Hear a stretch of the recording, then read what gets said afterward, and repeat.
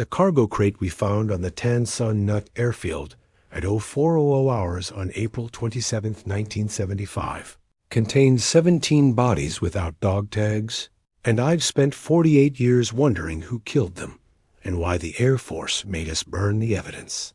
3. Days before Saigon fell, when the evacuation was in full chaos and everyone was scrambling to get out before the North Vietnamese overran the city, my crew was prepping a C-130 for another refugee run when Sergeant Morrison spotted something that shouldn't have been there. A wooden crate, about the size of a shipping container, sitting alone on the far edge of the tarmac like someone had forgotten it. "Lieutenant Torres," Morrison called out, his voice carrying that edge you develop when something feels wrong in a war zone. "You need to see this." I jogged over, expecting ordnance or supplies. What we found instead were human remains. 17 bodies, stacked like cordwood, all wearing black pajamas that identified them as either Viet Cong or North Vietnamese regulars. But here's what made my blood run cold. No wounds. No bullet holes, no shrapnel damage, no signs of combat trauma, and no identification of any kind. No dog tags, no papers, no prisoner numbers. Nothing. "Jesus Christ," Morrison whispered. "What the hell is this?" I was 24 years old, 6 months into my tour, and I'd seen enough combat casualties to know these men hadn't died in battle. They looked like they'd been executed. Clean, efficient, professional.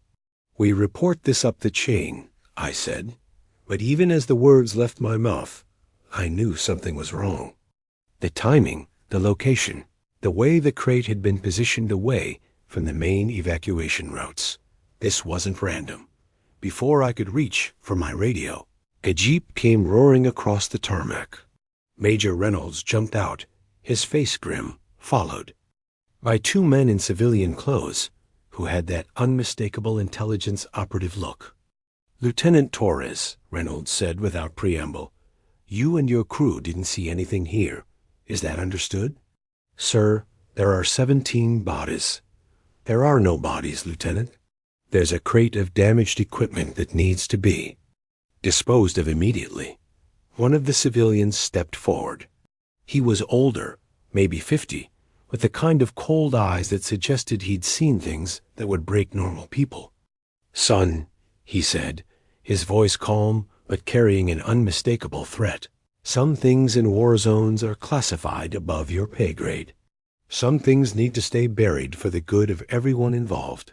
But, sir, no buts. You're going to load that crate into your aircraft, fly it to a designated disposal site, and incinerate the contents. Then you're going to forget this ever happened." Major Reynolds handed me a sealed envelope. "Flight coordinates and disposal instructions. This is a direct order from Theater Command. Any questions?" I looked at Morrison, at the 2 other crew members who'd gathered around the crate. Their faces reflected the same confusion and horror I was feeling. But we were soldiers, and soldiers follow orders. "No questions, sir." We loaded the crate into the cargo bay of our C-130. The bodies shifted as we moved them, making soft sounds. That haunted me for months afterward. During the flight to the coordinates, a remote area in the Mekong Delta, I kept thinking about those 17 men. Who they were, how they died, why someone wanted them disappeared. The disposal site was nothing more than a cleared field with a fuel dump and an incinerator that looked like it had been used before.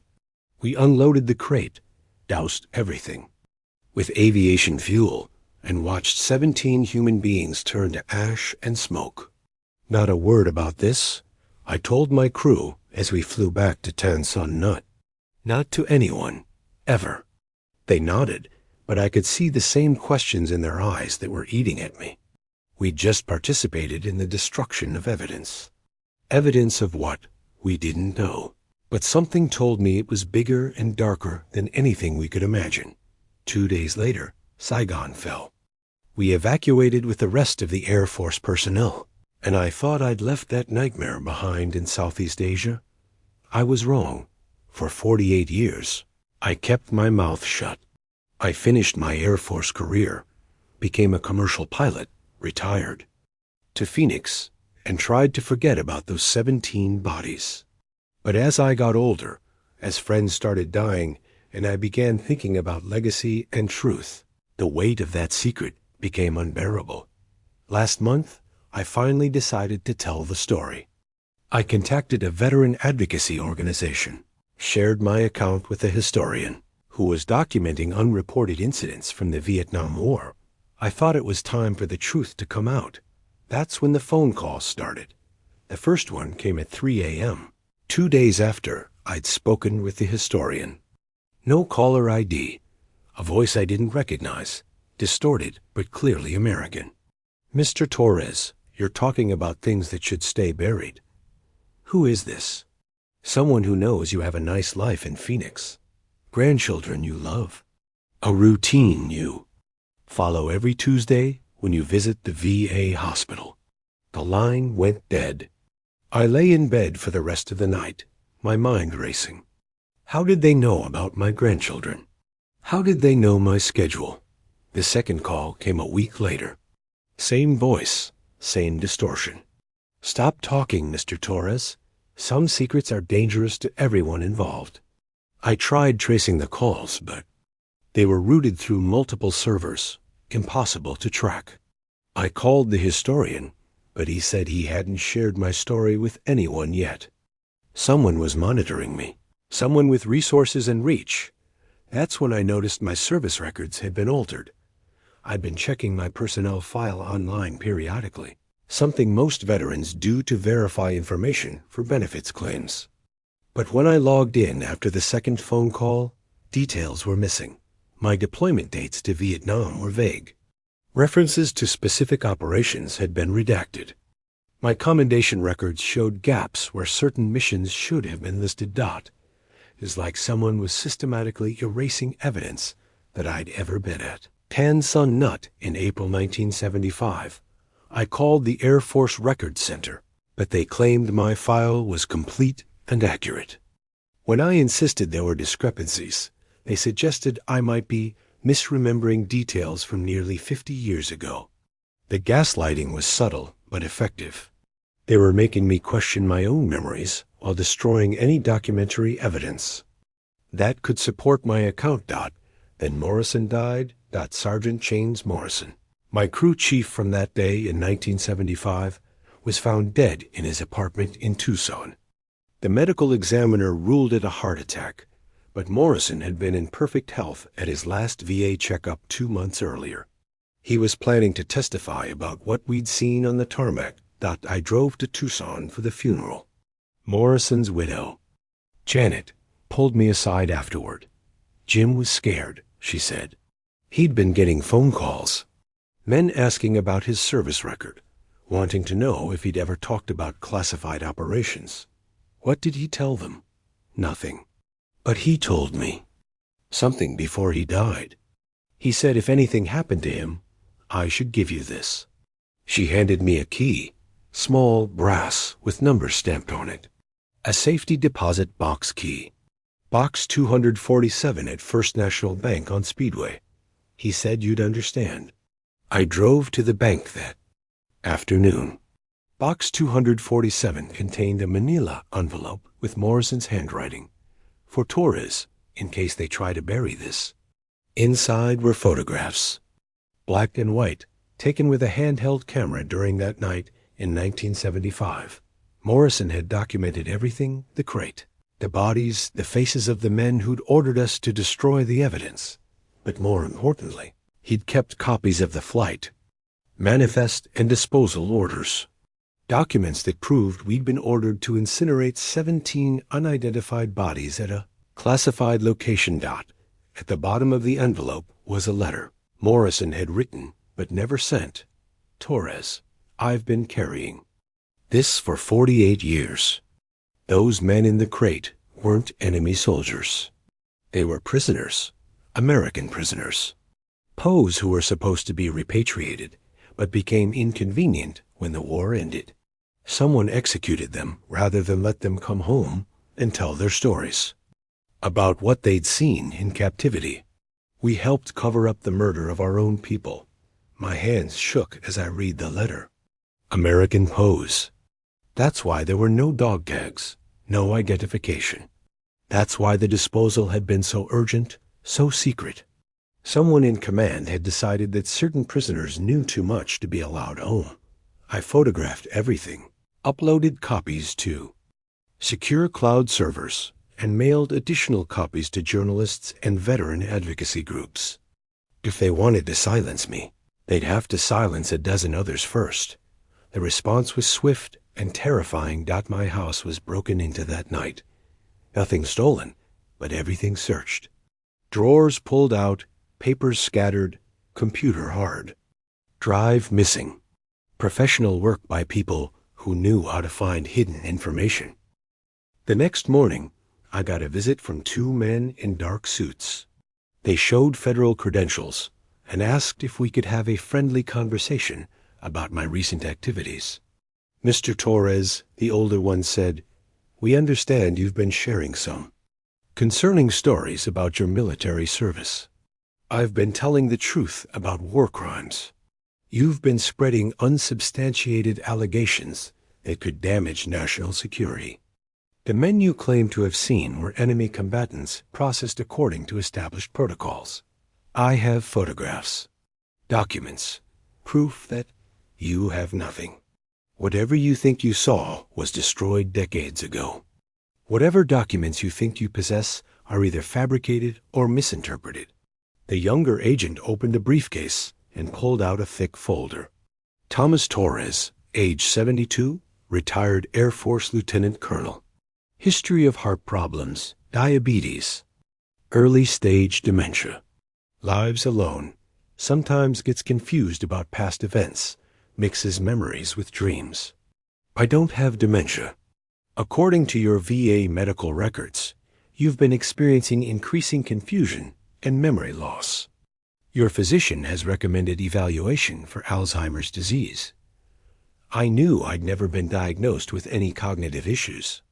They were manufacturing a medical history to discredit me. What do you want? We want you to stop spreading false stories about military operations you clearly don't remember correctly. We want you to seek medical help for your obvious mental health issues.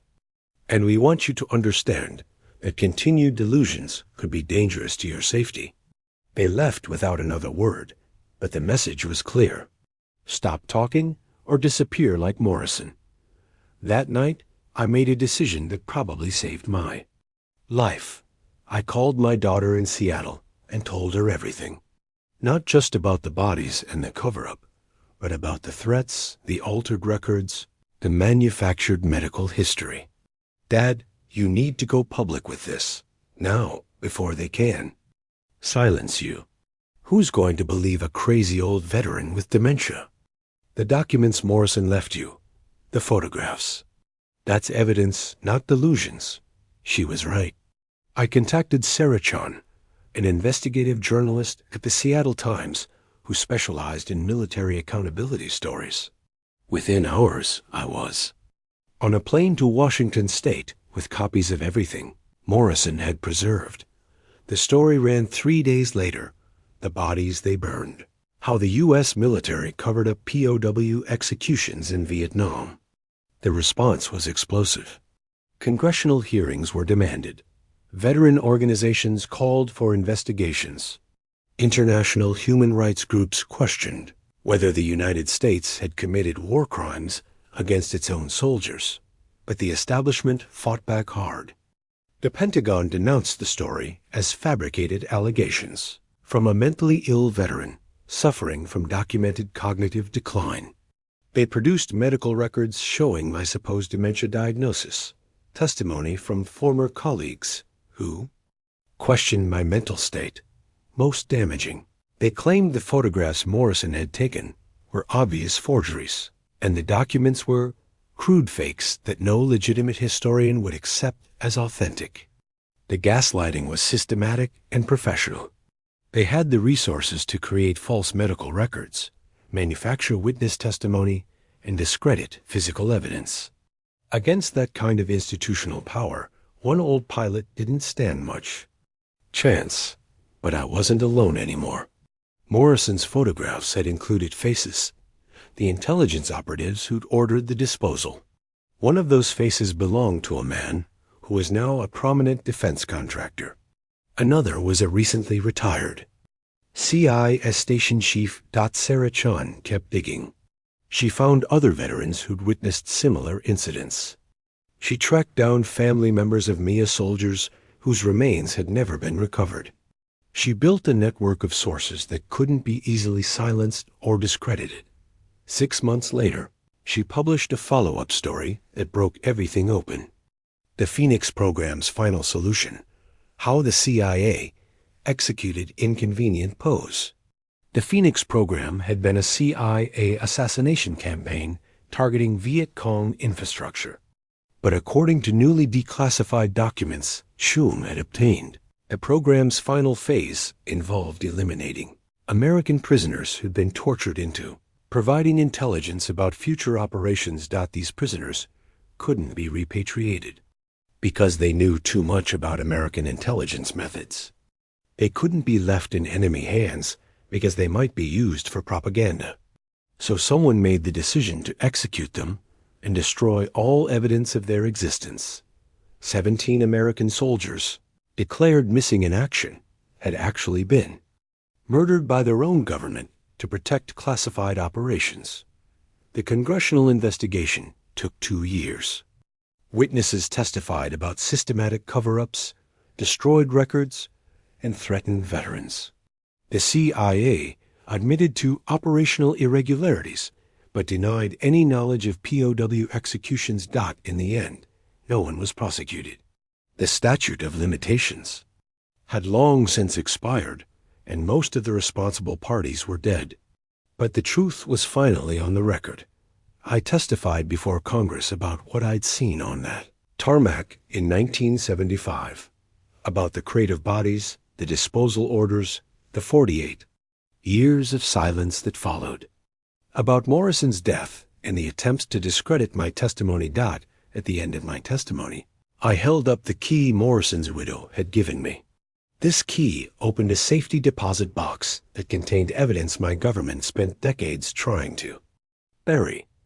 Evidence that 17 American soldiers were executed, not by enemy forces, but by their own intelligence agencies. Evidence that some secrets are too terrible to keep. The investigation concluded that credible evidence suggests unauthorized disposal of human remains occurred during the final days of the Vietnam conflict. It recommended review of MIA cases and compensation for affected families. It wasn't justice, but it was acknowledgement. For the first time in nearly 50 years, the government admitted that something terrible had happened on that airfield in Saigon. I'm 73 now, living quietly in Seattle near my daughter. The threatening phone calls stopped after the congressional hearings, but I know they're still watching. Men like me don't just disappear from their radar. Sometimes I think about those 17 soldiers in the crate, about their families, who spent decades wondering what happened to their sons and husbands and fathers, about the lies they were told, the false hope they carried, the grief that never ended because there were no bodies to bury. I think about Morrison, who died trying to ensure the truth survived, about the courage it took to document evidence, hide it for 48 years, and trust that someday someone would be brave enough to use it. And I think about the men who gave the orders, the intelligence operatives and military commanders, who decided that 17 American lives were acceptable sacrifices to protect their operations and careers. Most of them are dead now, taking their secrets to graves that are marked and honored. Unlike the soldiers they murdered, whose bodies were turned to ash on a remote airfield in Vietnam. But the truth survived. Morrison made sure of that. His photographs, his documents, his letter explaining what we'd really found in that crate. It all survived long enough to matter. I never told anyone what happened on the tarmac until I was old enough to realize that some secrets are too important to die with their keepers. Until I understood that the truth, no matter how terrible, belongs to the families who never got to say goodbye to their sons. 17. American soldiers were executed by their own government in April 1975, and I helped burn the evidence. That's a weight I'll carry to my grave. But at least now, their families know they didn't abandon their posts or collaborate with the enemy. They died because they knew too much, and someone decided their silence was worth more than their lives. In the end, though, the dead found a way to speak. Through Morrison's courage, through Sarah Chun's investigation, through my belated willingness to break 48 years of silence, the bodies they made us burn on that airfield couldn't tell their own stories. But their stories got told anyway, preserved in a safety deposit box by a sergeant who understood that some evidence is too important to destroy.